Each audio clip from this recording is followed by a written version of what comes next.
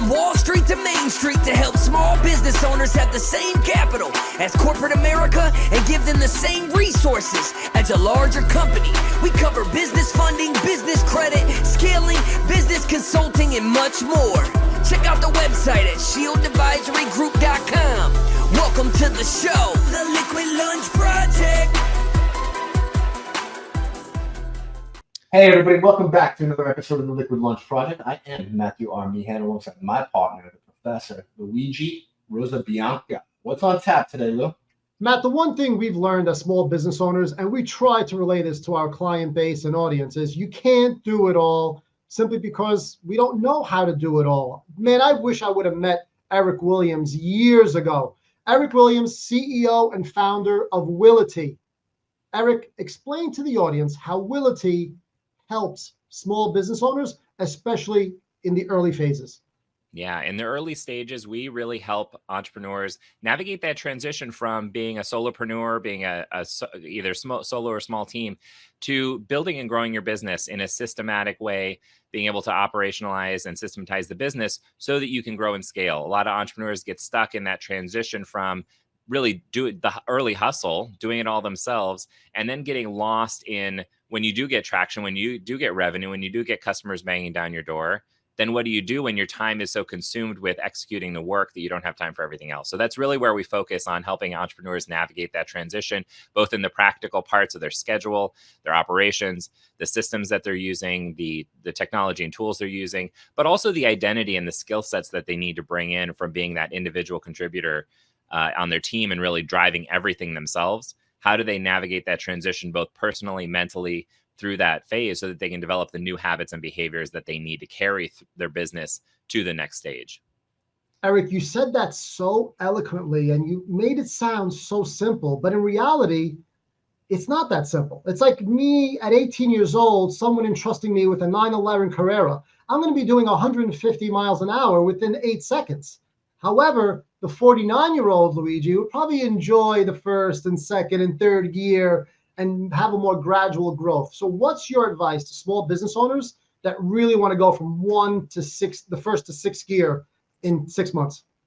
Yeah, the real challenge, I usually have them think back or rewind a little bit. And this is, when you're talking about a 17-year-old, doesn't really have a good sense of consequences as well, what can happen, because I talk to entrepreneurs all the time who get themselves into hot water in a variety of ways. Could be financially, could be that they get so sucked into their business for months or years, just dealing with emergency after emergency, fire drill after fire drill. And then they get divorced because we're not home, we're not present with their spouse, or they've just spent years not seeing their kids. Like, this stuff gets real serious real quickly. We're for entrepreneurs who are driven to succeed and want to hustle, but at the same time, thinking about that sustainable growth approach and what's really needed for their family, for their lives, for their personal values and priorities. That's really what I encourage folks to look at, kind of the whole picture of their life. Of course, you need to hustle when you're first getting started, when you're trying to get traction, but that can very quickly suck you into, well, it's just a busy week. It's just a busy month. It's just a busy time of the year. And if it never goes away, then you get sucked into this cycle of just operating at maybe 50% capacity because you're dealing with brain fog from being up too late, working on things late into the wee hours of the morning. And then you're having to stay at the office late the next day because you're just dragging through the work. And it just creates this vicious cycle where you're not really able to escape it unless you do some drastic changes in how you're approaching the business, what you're valuing, what you're choosing to invest your time in. And so that's usually what I talk to people through. Is I'm actually talking to people who are usually deep in it, where they're actually seeing the red flags, they're seeing the red warning signs, and they say, I got to change something fast. Like, I need to get this thing fixed. I need to get this business righted because I don't want to lose these other parts of my life. And, the finances, honestly, if you're not systematizing and figuring out how to do this business better, more effectively, then you're losing out on profit margin as well and revenue down the road when you get stuck in this cycle. So that's usually what I talk with people through is, yes, sustainable growth is really where you want to go. And you want to be intentional about the growth through this phase so that you're capturing the opportunities you need to capture, but you're not missing other really important parts of your, based on your value system, how you want to show up in other parts of your life as well. Eric, can you give us some insights on a typical conversation you have with a micromanaging solopreneur that's white knuckling the grips to his business, and he wants or she want to do everything? They want to do bookkeeping, they want to do payroll, they want to do accountancy, they want to do sales, they want to do production, they want to mop the floors, they don't want to they don't want to delegate any responsibilities. Walk us through that conversation, please. Oh, such a great question. That's one of my favorite things. This reminds me of how the mechanics of business are honestly not that complicated. Even though I do it, you guys do it, the nuts and bolts of the business is usually not the hard part. The hard part is the psychology. The hard part is the individual person, the challenges, the roadblocks that they've had. A lot of the time, entrepreneurs have really, because they have months, years of doing it all themselves, they have this sense of control. They have a sense of ownership. They have a sense of wanting to make sure it's done properly for the clients and customers.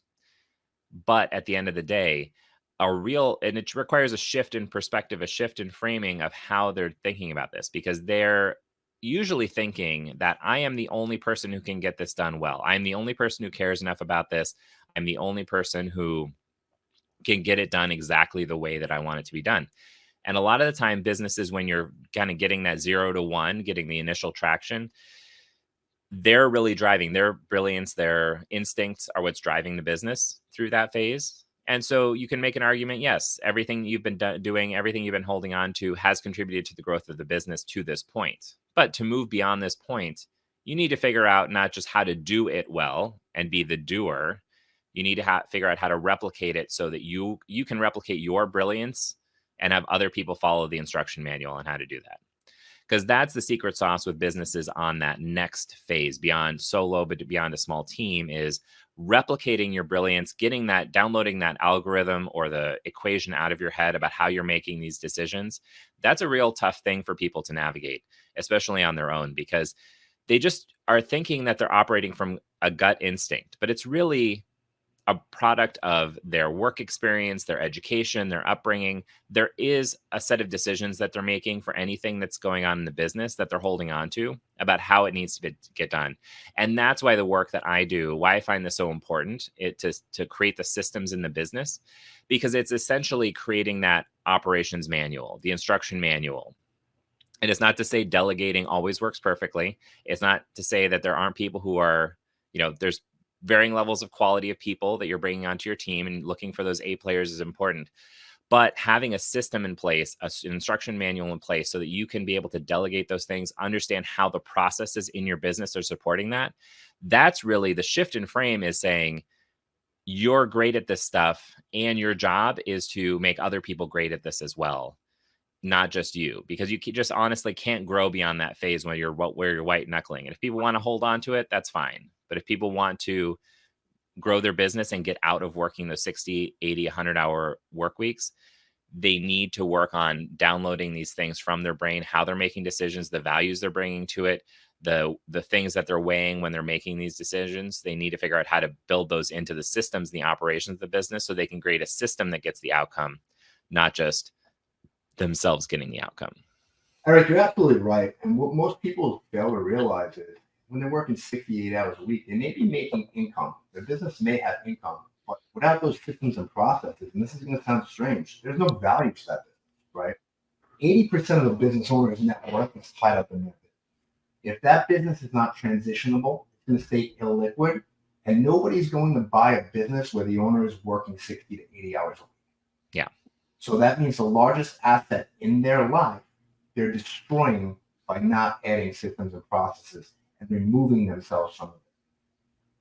Yeah. I love how you put that, because I think that speaks to how drastic this is.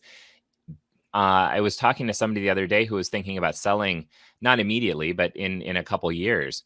And there's that business, if someone were to buy it, would have to totally undervalue, lowball the offer, because there's so much uncertainty when someone's working 60, 80, 100 hours a week, and that business owner hasn't figured out how to put the systems in place in their business, hasn't figured out what that operations manual looks like, what the game plan for the business looks like that they can hand over. There's a tremendous amount of risk for someone buying that company. It doesn't mean there's not value there. It's just that that risk is going to get priced in. And it means that that person is not going to be able to sell the business for anywhere near what it should be worth if they go through. And it's not a simple process, but a process of systematizing the business, downloading everything that they know, that their team knows, creating the instruction manual so that you can replace people on the team. Understand you need to find good people to bring on, but you need to have that, the roles, the responsibilities, the structure around this, so that absolutely, so that if you were to hand it off to someone, that they could pick it up and run with it. Selling the business is the ultimate goal. All of us want to say we're going to sell our business. We're working hard so we can sell our business. If we don't have a sellable business, we're screwed. But it's not just about selling the business. What happens if, divorce, death, disability? If you can't walk away from your business and you don't have a systemized process where your employees pick up the ball and run with it while you're going through these struggles, let's say you get hurt, right? Let's say you're out for 9 months and you can't work. What happens? There's nothing there. There is no business, right? Yeah. At the end of the day, it's a 60 to 80 hour a week hobby that doesn't produce any results for you anymore. And the idea of the business is supposed to be able to produce results and give you the income that you want to enjoy your life. I don't know many people, well, some people claim they do, this hustle culture society that we live in, that work 80 to 100 hours a week and love their life. But that's just me. Eric, this is the phase of the conversation with clients where Matt and I tell a prospect, you don't have a business. What you have is a person that is unemployable, right? So once you have Willity, incorporate those systems and processes in a handbook, in a manual, and you're able to copy and paste it, then you have a business. Eric, I like your opinion on something. So I'll use our company, Shield Advisory Group, as an example. Okay. And I'm not saying this is my partner and this is not hyperbole, but Matt is, on paper, pound for pound, our best salesperson. However, he can't do sales anymore because he's busy doing 14 other things, right? So I'm not looking to replace Matt with people that are 100% like him. I'm okay with 10 people that are 80% of Matt. So part of the conversation with the entrepreneur is, okay, we're not going to find John Smith, a John Smith dentist, but I'm fine with a Jack Jones, who's a apprenticeship dentist, right? Who could come in and increase revenue. What's your take on that? Absolutely. One of the exercises that I have people go through, and it's usually at least a week or two of work, not that the delegation piece takes a bigger, longer time when you're looking at who you're going to hire, what are those key roles, but just thinking about what the math looks like. I call it delegation math. If you can free up 4 hours of your time, let's say 4 hours of your week, by delegating to someone who costs, a quarter, a third of what you're making, and they spend twice as much time, just because they take twice as much time to do the work doesn't mean it's not a good delegation. That's fine if you do the math correctly and figure out what's the cost benefit of getting this off my plate. A lot of the time, entrepreneurs have 1,000 things that they need to get done. We work on paring down to just focus on the key priorities. But even then, there's a lot of stuff that they need to focus on. And usually that's driving revenue. Usually that's building up the operation and streamlining the operation. And when you actually look at delegating, this is actually one of the reasons why folks don't delegate, is because there's a couple of reasons why. I can get into the other reasons, but let's talk about delegation math, because that's, I think, more of an answer to your question. Is just because someone's not as good doesn't mean you can't hand it off to them. But you need to understand what that cost benefit is on the financials and what the value of your time is, right? So if the other ways that you can spend your time, if you can delegate something that's going to be 4 hours a week off your plate, 10 hours a week off your plate, what can you as the entrepreneur, as the founder, do with that time to help drive the business forward, to grow the revenue? So it's both what's going to grow revenue, what's going to grow the potential of this business, and also what's going to get the work done. So even if someone does take more time to get it done, if they're, as you said, 80% as effective, that's usually fine. Usually when we dig into the math, get into the numbers, and actually do the calculation, these folks are like, oh, I don't know why I didn't do this before. But it's a mindset shift. And that's why I say it's both the mechanics, the understanding of the math, the dynamics going in play, but it's also the decision-making process. Because if someone just has that gut reflex of, I'm not going to delegate this, someone else can't do this as well as me, that's going to stymie their progress. They're not going to make those quick decisions. They're not going to be on the lookout for someone who could do the work at an acceptable pace. And once you actually have the systems in place to understand what's quality, what are the values and decision-making process, that you can train that person and have that the process for that person to walk through to really get the outcome consistently that you're looking for. But at the end of the day, to get back to the question about delegation math, it's just about understanding what the cost benefit is of delegating. It doesn't have to be a replication of you. Sometimes you want other people on your team that are going to be different, but that's really what I encourage folks to think through is, if you're going to put essentially $1 per hour on your time versus somebody else's time for the same outputs, what does that look like? Assuming they're not wildly widely different, you can delegate to someone with approximately the same cost of time. Well, you know what? I totally agree with everything you're saying, but there is the flip side of that. So if we're putting a dollar value on our time and we're saying we're going to free up 4 hours per day by hiring this person, what happens when that person runs in your office every time they have a problem? Mm-hmm. It's sucking your time. So you have to train them. And you got to ask them. There's a great article about this. I think it's one of the most widely read in Harvard Business Review. It's I don't know if you've ever read it. Who's Got the Monkey? Have you read that article? I don't think I've read it, but it sounds familiar.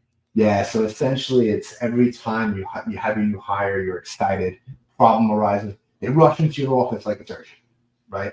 But you let them do that. Then you sit there and you try to solve that problem with them. But you're training them to do it instead of walking away and saying, who's got the monkey? Whose monkey is this? It's not my monkey. Yeah. It's your monkey. Figure it out and come back. Yeah. If you do that, if you have one person underneath you, it's fine. 2 maybe. But when you get to 30 people underneath you, there's no time left for you to do it. Unfortunately for Matthew, that was the worst story he ever told me, because now every time he asks me for a favor, I tell him, monkey, man, leave me alone. Yeah. Well, remember I said there was another part I wanted to talk about delegation, and this is exactly what the topic was about the struggles that people have. If you haven't delegated, if you haven't been able to train people, staff up an operation before, a lot of entrepreneurs, unless you're a serial entrepreneur, a lot of people are just going to build one business, maybe 2. And it might've been, 10, 20 years since they did this the first time, and the skill and the kind of understanding of what it takes to train up the early people. You want to find the A players, the people who are going to be honest, dependable, and have an acceptable amount of the skill that you're looking for. But at the end of the day, you're going to be training people up a lot. Having the systematic process in place, having it clear, having the SOPs, standard operating procedures in place. And one of my favorite things it's a very easy one, so I'm just going to throw it out in terms of how you can systematize your training so that you're not constantly answering questions. This is just an example of a way that you can really streamline your training process, is essentially even just creating training videos. Or when you train someone, let's say you're on Zoom with someone, training them how to do something, record it. A lot of the time when you're delegating to someone, if you think about every time that you've been trained, every time you've gone to a seminar or workshop or whatever, how much do you think you're really processing, understanding, and putting into action, right? A lot of the time, it could be like 5 or 10%, right? If you don't take it back and actually do it right away, it's very easy to just lose all that information. Yep, you're so right. When you're training live with someone who you respect and fear, your boss, someone who you just hired, you want to make a good impression, asking a lot of questions makes you feel like you don't know what you're talking about. So there might be a fear of asking follow-up questions. They might be asking a lot of follow-up questions. So by even just creating a training video that someone could go back to, just as an example, not that you're not going to have other kind of hands-on contact, other kind of training, other ways to answer questions, but this is part of systematizing the process. Because if you have, let's say, a training video for someone to go back to, that employee can go back to that training video first to get their questions answered. They may need to review it several times. That frees up your time as the entrepreneur to not have to deal with 1,000 different questions until there's something that you didn't explain properly in the training process. But it allows that employee to go back and revisit on their own time without the fear of, what does this person think of me? Are they going to think that I'm incompetent, that I wasn't listening, all that stuff? But it's just human behavior to only be able to process a certain amount of information. And so this is just an example of one of the things that you can do to help train and delegate stuff to folks. You still need to understand what is involved in the process, download those values, the decision-making process that you're doing throughout the, the process that you figured out as the entrepreneur, the first person to do this and to do it frequently. You still need to download and systematize this process. But there's other things you can do to help streamline and automate it when you're actually delegating. I have a lot of work that I do around delegation, because I think the skills that are involved, how you're scoping out different roles, what the expectations are, what the accountability measures are going to be. There's a lot of work to do in that. And a lot of entrepreneurs, especially if they haven't really built a team before, struggle around that if they need to kind of create all these systems themselves. Yeah, one thing that we're doing right now is we actually do the video. It works fantastic. Let's go back and watch the video. But what we had our IT team do is go back and take the transcripts of the video, right? Mm-hmm. Feed them into an AI agent. So when you ask the question, it automatically pops up, so you don't have to waste the time running through the video. Then you look at video, 2 minutes and 11 seconds here, but here's the synopsis of how to answer that question. Right. And just imagine if I were to say, spend the next 5 minutes telling me something very specific about your business. You could probably just record 5 minutes worth of explaining it just off the top of your head, right? Mm-hmm. It's just so easy to be able to do that. Aside from, a lot of people think that writing standard operating procedures is a time-consuming process, and it is. Writing them is. Saying it to somebody else is not. Training someone else live is not that difficult. Training someone on video, recording a video just of yourself talking to the camera is not, you can do it in 5 minutes. You don't even need that much prep usually. But yeah, you can feed it into AI, get a transcript, get a written standard operating procedure out of that if someone wants to read it instead. And there's other ways you can do, as you said, feeding it into AI to have a database of things that the AI can pull from to answer questions about this stuff. There's so many tools at our disposal now, but just trying to create on the front end. What's the one thing that you can do as an entrepreneur? What's the first step? You don't need to go down the AI rabbit hole just yet, but there's things that'll save, 50% of your time, 80% of your time that are just, getting you quite a lot of time saving on the front end. I remember walking in day one to the firm I started at on Wall Street. Gone are the days of the big binders with the standard operating procedures that you dropped it on your desk. Here's your code of conduct and your standard operating procedures. Like, who reads through that? Yeah, right. If you could ask a question of it and figure out what, like a Google search of that binder, like that would be a lot easier, right? That's really what you're trying to look for. Yeah. Yeah, usually when you're handing somebody the book or code of conduct, to follow with, "Hey, honey, where's the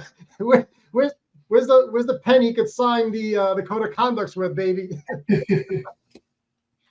Hey, Eric, let me ask you this question. We are honored that you would join us on the podcast. You are extremely knowledgeable. You are well trained. You are experienced. And you offer a breadth of knowledge.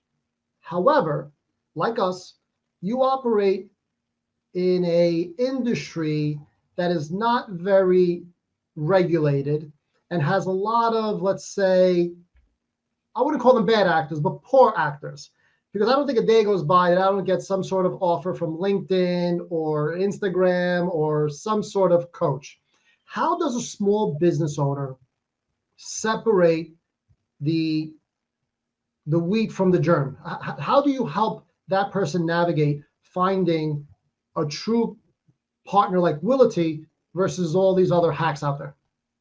Right. Well, that's a great question, and something I think about a lot, because, one of the, especially with the FCC guidance, not to get too into the weeds for the audience, but just there's more regulations coming into place for people in this industry, coaches, consultants, around what you can claim as far as your outcomes. If you say, "Hey, I can get you $1 million in the next 6 minutes," or you don't pay, like those types of things going around. That's so rampant in the market right now. And that's why it's hard for folks who are doing really good work, who are, have the authenticity, have the skill set to be able to help entrepreneurs navigate this. It's hard to break through that noise because there's just so much nonsense out there. But the rules are there.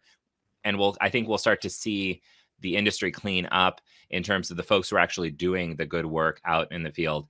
And be able to communicate that, because they're going to be operating from a place of integrity, right? At the end of the day, all of us want to work with companies who really have it on their heart to build their business, who want to be there for their family, who want to save their marriages, who want to build a business that impacts their community and do really great work. And so I think that is part of what I recommend for entrepreneurs I work with who are looking for service providers is talking with someone. Don't accept just the wild claims. Those are in fact going to be the warning signs, the signals that, does that person have what you're looking for? Or they just throw something into AI that generated something that sounded good and then they put it on the internet, right? Like we're getting into that phase of AI where the content out there is just wild in terms of what people can claim, what they can do, what they can generate. And so I encourage entrepreneurs to really look for service providers who are authentic, who are working from the heart, who have the experience that they're looking for, but also know that they have that person in their corner. So that's the sense. And that's, part of when you're hiring people for your team too, you want to find people who are honest and dependable, have the right skill sets, but you don't need the best technical expert, let's say, if they're not a good values alignment for your company. If you're not going to enjoy working with them, if you're not going to have a good working relationship, it doesn't matter. And so that's what I encourage for folks who are looking for service providers in this space, looking for support, looking for expertise, is really just go in and talk to them, understand what's on their heart, understand what's going on. And you want to look for people who can really diagnose what's going on in your business and who know what they're talking about. So we like to give actionable advice for our listeners out here. So let's say somebody hasn't, or they thought about it, but they just haven't pulled the trigger yet. They haven't started to systematize their business. What are the top 3 things they should do right now? So to get one of the things I mentioned earlier in the podcast, I want to revisit, because this is what I find to be the first piece of the puzzle. It's tough to casually systematize your business if you're already working 60, 80, 100 hours a week. You really need a galvanizing point where you say, I need to get this figured out no matter what. And so that means, is that what's driving you to do this, right? Because if you're fine, as you said, there's some people out there who can work 68 hours a week and love it. That's fine. That's not who this is for.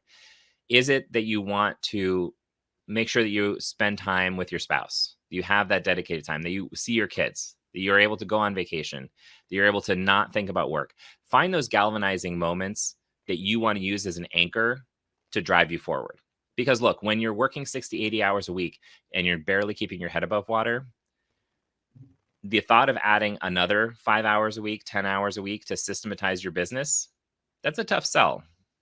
But that's the only thing that that's the only thing that you need to do, or the thing you need to do to get you to the next level, is you need to dig deep. It doesn't mean you can't find that time saving elsewhere and you can't work through this process quickly, but you need to have the galvanizing moment to say, enough is enough. I need to move from the stage I'm at in my business to the stage that I need to be. And if that's the case, then you can find the solutions and you can get resourceful about your time. But then, to get more practical about it, look at your schedule.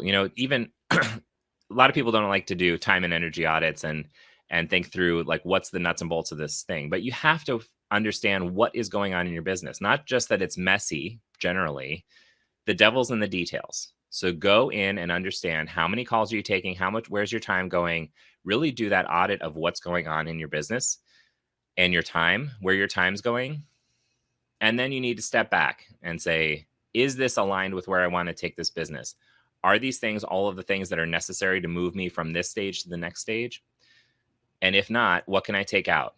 What can I push off another, month or two?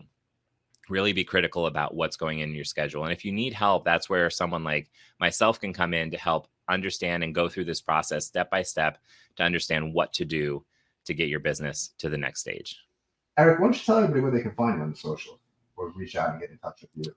Yeah, so my website's the best place, but I can drop a couple of the other socials, mainly on Facebook at /Willity and on Instagram at /Willity Leadership.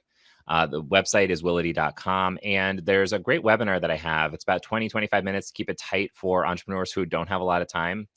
But that's really going to be the best place to understand what's the 4 steps to go through to systematize your business, to streamline your business so that you can move into this next stage. So that's at willity.com/watch.